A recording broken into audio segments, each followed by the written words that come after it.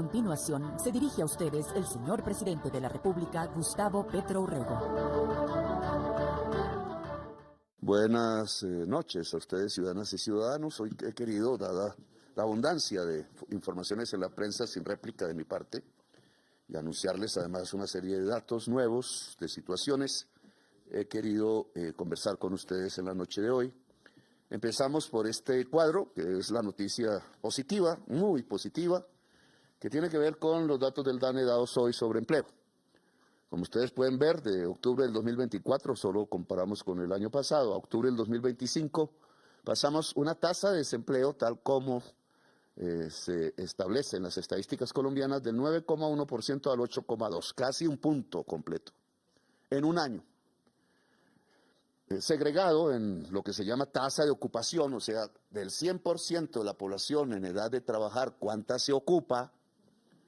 De la tasa general de participación, es decir, de todos los que quisieran estar trabajando o no trabajando, los que se ocupan es 59,7 en octubre del 2025, hace un año era 58,1. Es decir, que la tasa de ocupación en un año creció más de 1,6% porcentual de la población colombiana, lo cual es un dato espectacular.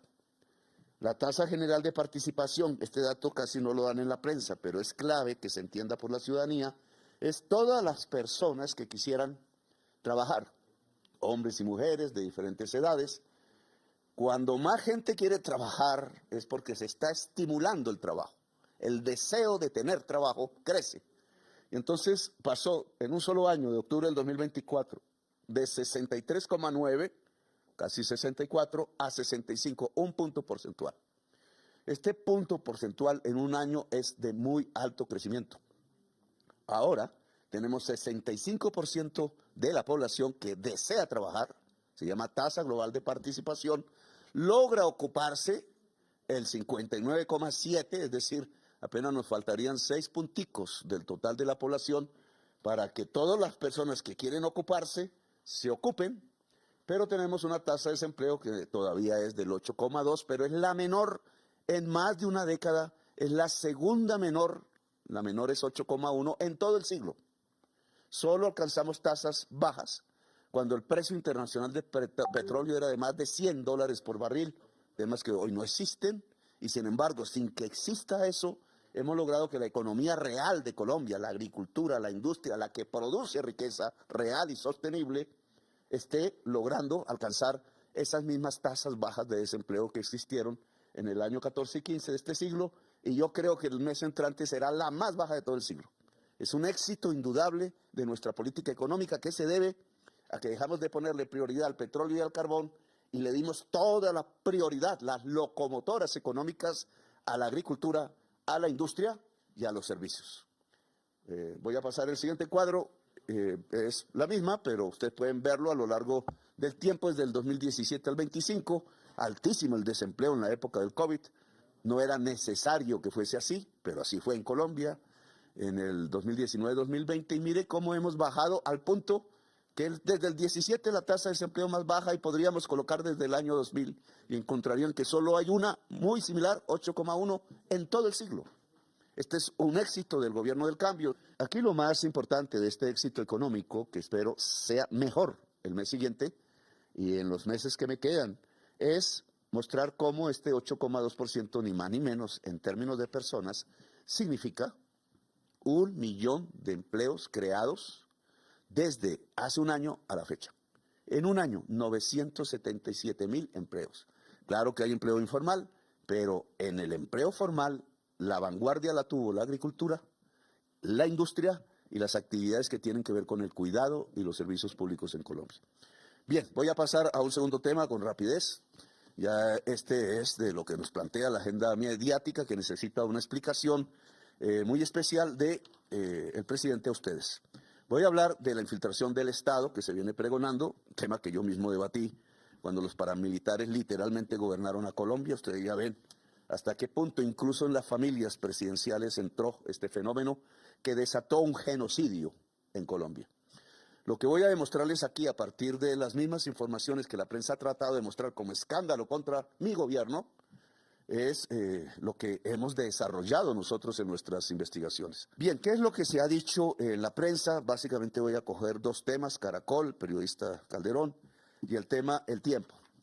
En el tema del Tiempo encontramos que se muestran unas grabaciones, un señor, otro señor. Se dice que allí se estaría comprobando cómo oficiales de la policía le dicen a un señor de nombre Wilmar que prácticamente le ayude a mantener el puesto, como si yo le estuviera haciendo caso al señor Wilmar, que sí es miembro del DNI. Yo tengo diferentes fuentes, no conozco a todas las personas, en donde trato de construir la valoración que tengo sobre los miembros de la fuerza pública. Trato de acertar, pero para ello no puede ser una corazonada mía, no los conozco. Tengo que ir a ver si hay antecedentes judiciales, si en la Procuraduría, si en la JEP, si hay investigaciones de tipo disciplinario, si en diferentes fuentes de inteligencia se tiene algún dato que haga que sea riesgoso ascender o mantener cierta persona.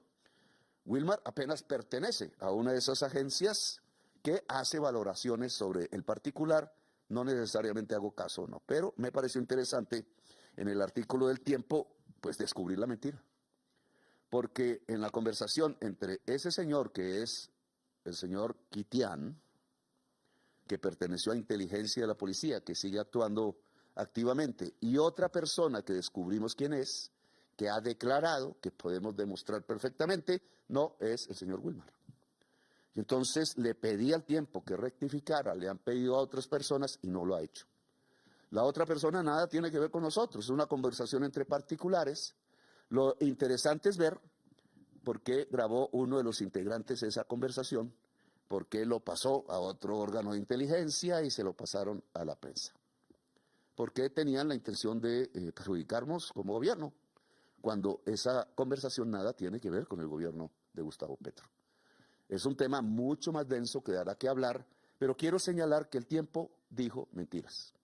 Y en la medida en que dijo mentiras, hay que preguntarse si lo que siguió allí es cierto, medio cierto, o también son mentiras. Y en esa medida hemos mirado algunos chats que se publicaron en pantallazos de la televisión, asumiendo solo información pública, no de la investigación que debe ser de la Fiscalía. Se colocó en un programa de inteligencia artificial y resultó que no eran copias de los chats. Eran conversaciones construidas artificialmente, puede obedecer a una prueba o no, pero no son los chats. Y es el segundo tema que me pareció, digamos, de desconfianza. El Tiempo en esta información no ha rectificado y le pido a nombre de mi gobierno, rectifique por favor, porque su información fue falsa. Ahí no se vincula al señor Wilmar en esas conversaciones que ustedes dicen que sí es la voz de ese señor. Es fácilmente comprobable. Tenemos la declaración de la persona que dialoga. Ahora, ¿por qué el oficial Kitian grabó esa conversación o lo grabaron? ¿Y por qué pasó a otros organismos de inteligencia de la policía? ¿Y por qué a la prensa? No a nosotros. Yo soy el comandante supremo de las fuerzas militares. ¿Qué hay en el medio? ¿La intención de golpear políticamente al gobierno porque estamos en épocas electorales? Pues yo creo que sí. Y entonces tenemos que develar, no que oficiales retirados quieran tomar posiciones políticas, están en su derecho, pueden ser afines o no afines, es su libertad.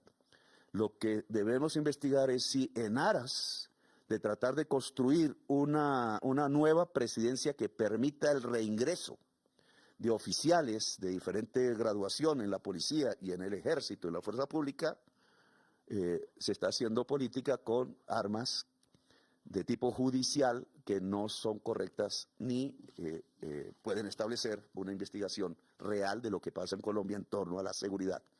Ponen en riesgo la seguridad. Y aquí voy al tema de Caracol Televisión, de diferentes temas que salieron públicamente, y me preocupa uno fundamentalmente. Allí X personaje, que no sabemos si es propiamente de las conversaciones incautadas al señor Calarcá, en el momento de su captura, todos los miembros de la captura al lado de Calarcá, miembros de esa organización, siguen hoy capturados. Solo él tenía el estatus de gestor de paz. Se han mantenido conversaciones tratando, uno, de sacar todos los menores de edad, dos, de que se respete las comunidades donde se asientan, tres, de salvar la selva amazónica, y de esto ya hablaremos la semana entrante porque ha concluido finalmente ese proceso de negociación y presentaremos públicamente los resultados. Lo cierto es que todas las personas que fueron capturadas allí, excepto este señor, siguen capturadas. Han declarado, han entrado al proceso judicial, pero no nos explicamos por qué duraron 16 meses desde los hechos en entregarle la información a la Fiscalía y hacerla pública la Fiscalía con el señor periodista en un momento electoral. Y entonces me puse a pensar qué podría estar sucediendo. Y resulta que allí aparece y públicamente se dijo una conversación donde se menciona al general Huertas. Y se le hace ver cómo el gobierno de Petro está siendo infiltrado por Calarcá a través del general Huertas. Bueno, tengo que informarles, el general Huertas no hacía en ese momento parte del gobierno de Colombia. Fue general en el gobierno pasado y lo sacaron del ejército en el gobierno pasado, en el año 2021. Para el 2022, para el 2023, para el 2024, para buena parte del 2025, el general Huertas no hizo parte de nuestro gobierno. Porque entonces, en esos hechos que acontecieron el año pasado y antepasado, se le coloca en esas conversaciones y se le asigna ese hecho como si nuestro gobierno estuviera infiltrado.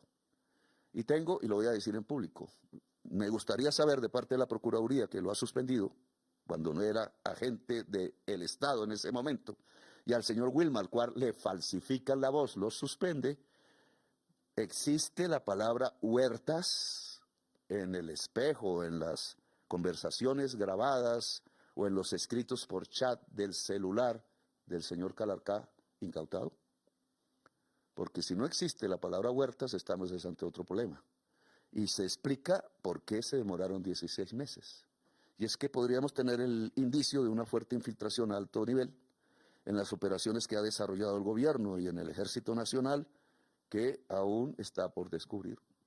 Y que demorar 16 meses nos afectó operacionalmente, y que decirlo ahora en elecciones nos afecta, obviamente, políticamente. Creo que hay que preguntarse por qué demoraron una información, trátese del general Huertas o de un general diferente, o no está la palabra general, 16 meses sin avisar al gobierno, poniendo en riesgo todas las operaciones que hemos desarrollado contra los grupos armados organizados, de los cuales incluso los últimos bombardeos que ustedes conocieron, de los que van 12. Son más de 1000 operaciones. Esto no tiene explicación para mí y demando como presidente de la República una explicación seria que se puede encontrar fácilmente en la investigación forense que haga la Fiscalía. Ahora bien, si pasamos hacia otros sectores de la discusión nacional, pues allí en esas mismas conversaciones que aparecen filtradas en la prensa, se habla de algo que me parece muy importante porque se asigna que para convencer al señor Calarcá, ese general le ofreció abrir una empresa de seguridad privada, acoger sus armas, camuflarlas como armas legales, y entonces ese era el consejo, y por tanto la impresión ante la opinión pública de este gobierno está infiltrado al punto que le pueden hacer una empresa de seguridad privada y cobijar armas de criminales. Yo tengo que decir que eso es mentira, porque el único gobierno que ha descubierto que se ha usado la Superintendencia de Vigilancia de Colombia, institución del gobierno nacional, para armar criminales, es el mío. Lo hice como parlamentario cuando hablamos de las Convivir y el origen del paramilitarismo. La Superintendencia de Vigilancia y Seguridad de esa época entregó 20.000 armas a las Convivir y no se recuperó ninguna, pasaron a ser las armas oficiales del paramilitarismo. Pero después de mi denuncia, que está en el debate del año 2007, y que costó el exilio de mi familia, y sucesos que se están dando hoy, como el apresamiento del jefe de los 12 apóstoles, que era un grupo de limpieza anterior a las Convivir, volví a hacer una investigación sobre este tema, por indicios, por hechos. La funcionaria que puse al frente, Jennifer Parra, hizo una investigación a fondo, poco difundida por la prensa colombiana, pero la voy a leer en su informe para que ustedes puedan ver cómo es este gobierno el que frenó un hecho absolutamente peligroso, y es que armas legales, cobijadas por el Estado a través del Ejército, y permisos legales hechos en la Superintendencia de Vigilancia, terminaron cubriendo, escoltando y cuidando a los peores criminales de Colombia en los gobiernos pasados, y nosotros lo descubrimos. ¿Por qué usan ahora una conversación para decir que es culpa de nosotros? Voy a leerlo. En mi gobierno, bajo la sospecha del manejo irregular de la Superintendencia de Vigilancia y Seguridad Privada desde su creación, ordené una revisión detallada de las licencias expedidas desde 1993 y del uso de las armas oficiales en este sector. ¿Qué encontramos? Encontramos que se han otorgado licencias de funcionamiento para, oiga, desde el 93 a la fecha, 2019 empresas de vigilancia. Importante destacar que solamente entre el 2018 y el 2022, en el gobierno que me precedió, se realizaron 1.100 trámites para la creación de empresas de vigilancia y entrega de armas de fuego. A esto le voy a llamar la reparamilitarización en el gobierno Duque, porque se está usando la misma institución de las Convivir. En el balance, mi gobierno es el que tiene una fuerte reducción en el trámite de permisos por los controles que implementamos, nosotros. En la revisión de la información que por las deficiencias de los sistemas y que dificultaba el registro, había un software malísimo.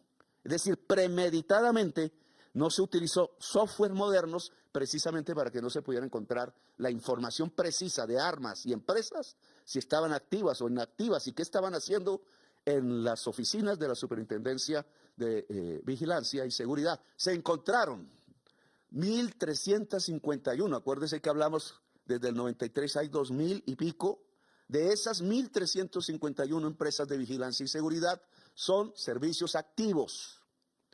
Así, 810 empresas de vigilancia, 435 departamentos de seguridad, 94 escuelas de capacitación y 12 transportadoras de valores.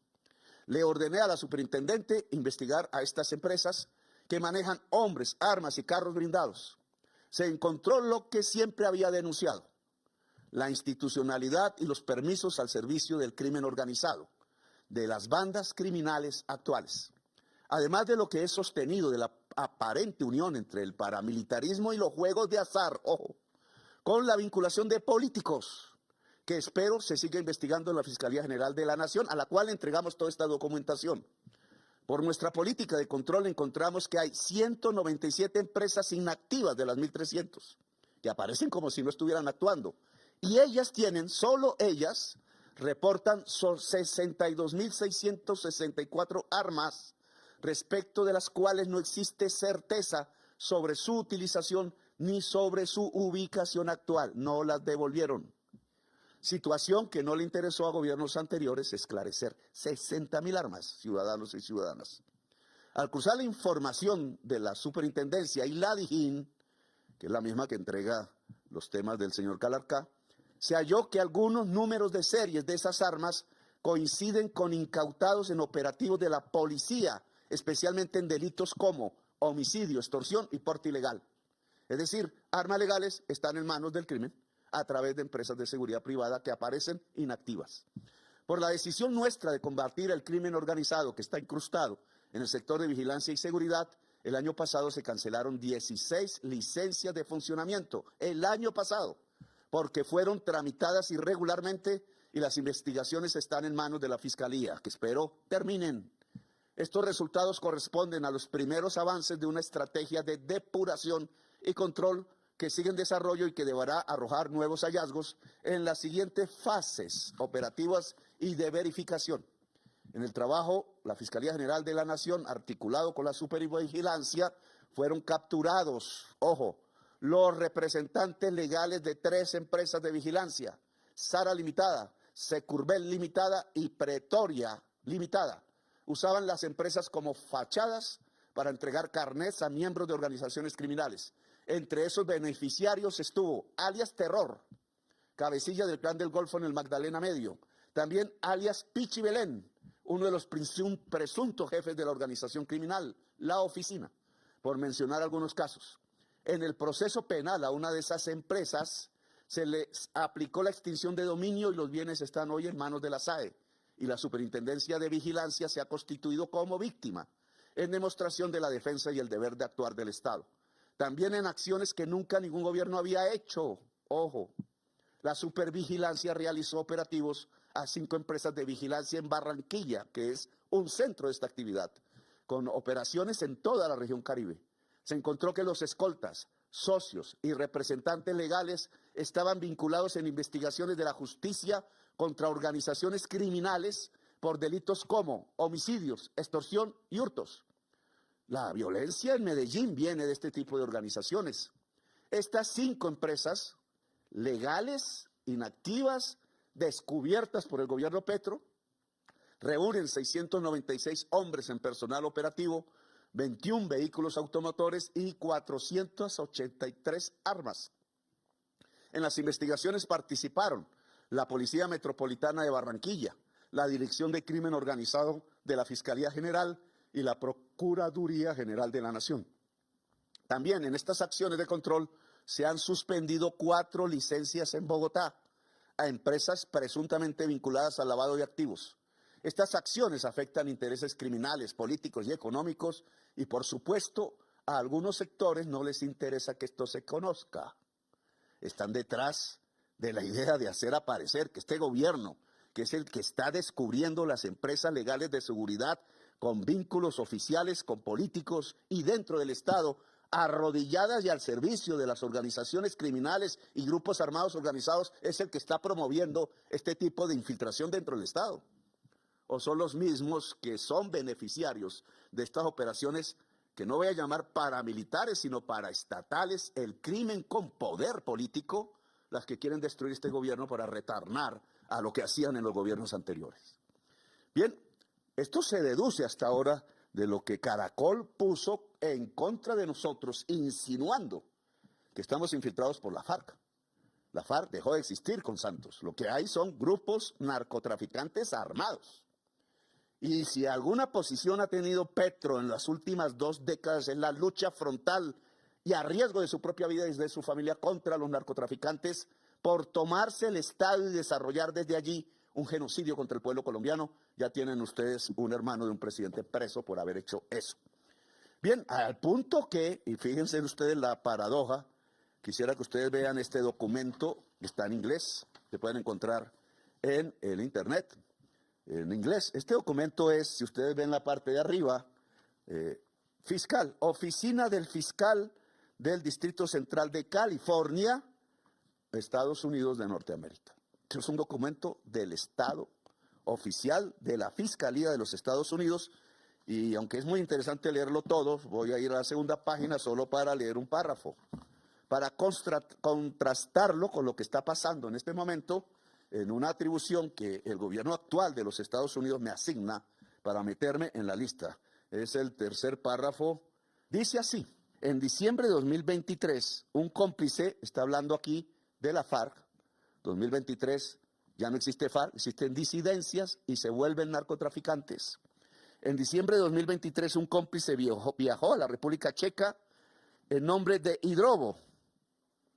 Están hablando aquí de Iván Mordisco, para revisar y examinar armas que se intercambiarían por cocaína para su importación a Estados Unidos, importación de cocaína a Estados Unidos.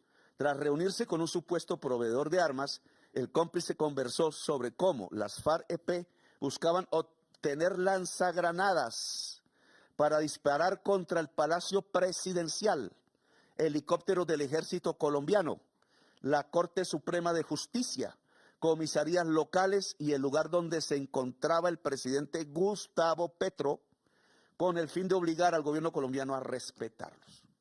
¿Ustedes creen que esto le hacen al jefe del narcotráfico de Colombia? O al que está luchando verdaderamente contra el narcotráfico a costa de su vida.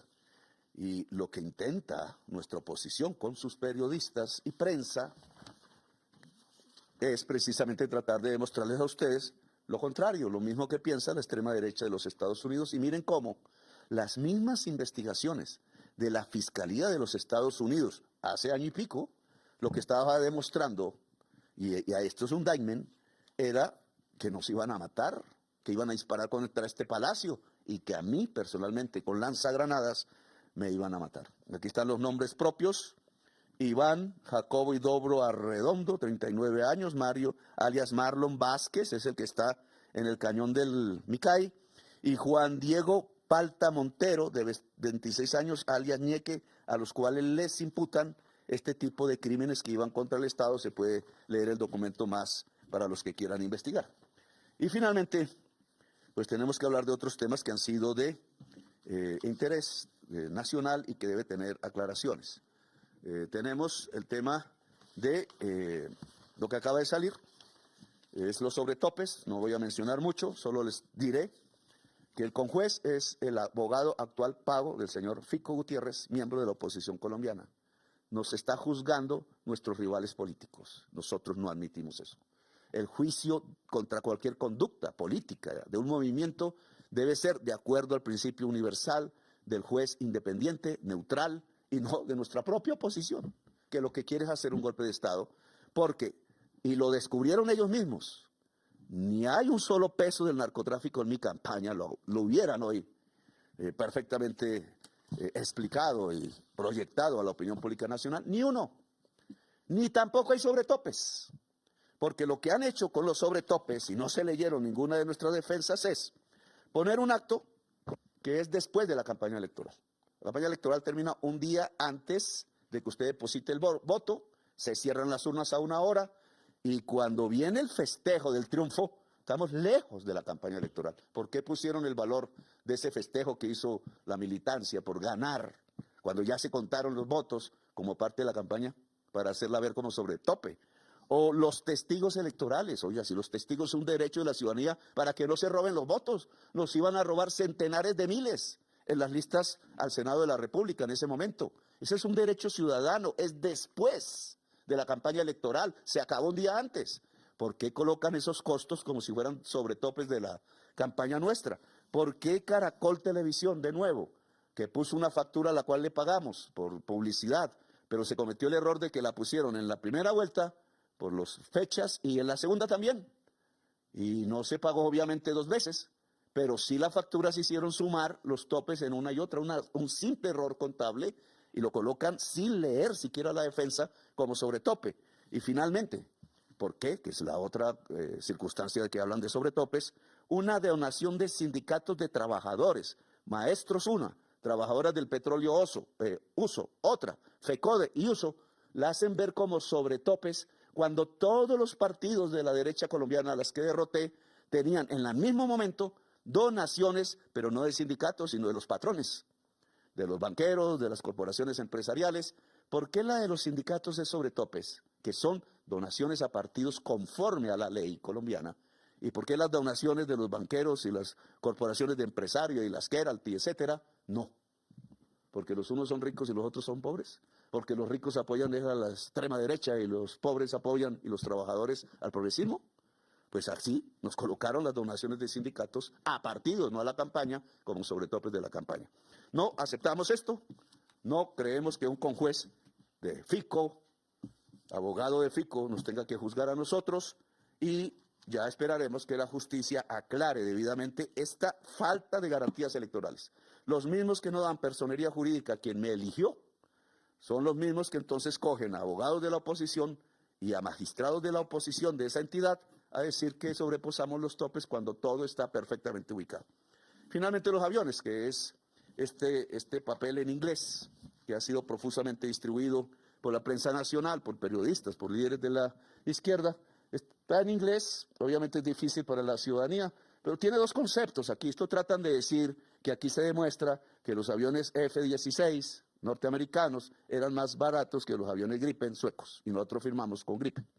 Pues no, lo que presentaron es una carta que se llama P y A, como dice al principio, precio y capacidad. Ese P y A no es un precio oficial, es como cuando ustedes les van a vender un carro Jeep, voy a poner, no hablemos de marcas, un carro campero de esos, y ustedes le dicen, uy, qué barato en la propaganda, y cuando van a ver, pues tiene que poner las sillas, tiene que poner el cuero, tiene que ponerle no sé qué, tiene que ponerle la cabina, tiene que, etcétera, y el precio final le sale el doble. A todos nos pasa, nos engañan con eso, pero aquí es no exactamente un engaño, sino es el precio inicial de los aviones sin nada adicional. Y no es sino una oferta no vinculante. Se podría haber comenzado por ahí, esto lo entregaron en noviembre del 2022, yo apenas me estaba instalando en el gobierno, pero se diferencia, y aquí la mentira de la prensa colombiana y de la derecha colombiana, con otro instrumento, y ahí lo dice, la LOA. Letter, allá donde está subrayado, no voy a pronunciar en inglés porque ustedes saben que no hablo mucho, Pero aquí dice, el precio y la capacidad PIA provee datos no válidos para propósitos que es preparar la letra de oferta y aceptación, LOA, que es así, adecúa el presupuesto final y sobre esas que se hace el negocio. Aquí cogieron la PIA y la confundieron con la LOA, disculpen la confusión, abajito, letra muy chiquita, lo dice perfectamente.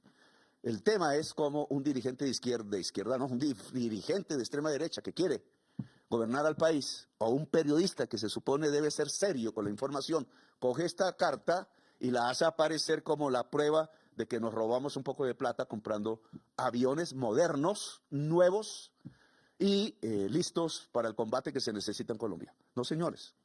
Ustedes, discúlpenme, ustedes, señores, que han gobernado este país durante siglos, no fueron capaces de cambiar una flota vieja israelí de 50 años. Tuvieron no sé cuántos gobiernos desde entonces. No fueron capaces porque no pensaban en la vida de los pilotos, ni en la vida de los soldados, ni en su comida, ni en nada por el estilo. Querían muertos y muertos. Y llevamos 50 años en violencia también. Y entonces ahora que este gobierno progresista, al que le decían que iba a humillar a las Fuerzas Armadas, que le iba a quitar la moral, decide cambiar la flota. No lo hicieron ustedes, lo hicimos nosotros. Y coge los mejores aviones nuevos. Nosotros cuando vimos esto, le pregunté yo al embajador de los Estados Unidos, el señor Palmiera, que hacía, oiga, ¿dónde está entonces el valor de F-16 nuevos? Y empezamos a hablar. Nunca hubo eso, porque siempre ofrecieron F-16 de segunda y tercera mano. Y yo no voy a poner los pilotos de Colombia, con todo su entrenamiento, su valentía, hijos de Colombia, en unos aviones que se pueden caer. Solo porque nos venden chatarra y nos vieron cara de pendejos. Con el perdón de ustedes. Yo quiero armas que sirvan, nuevas. Y como no hubo F-16 nuevos, ni un LOA, no una carta de intención inicial, y hubo otras de otras empresas, escogimos la mejor.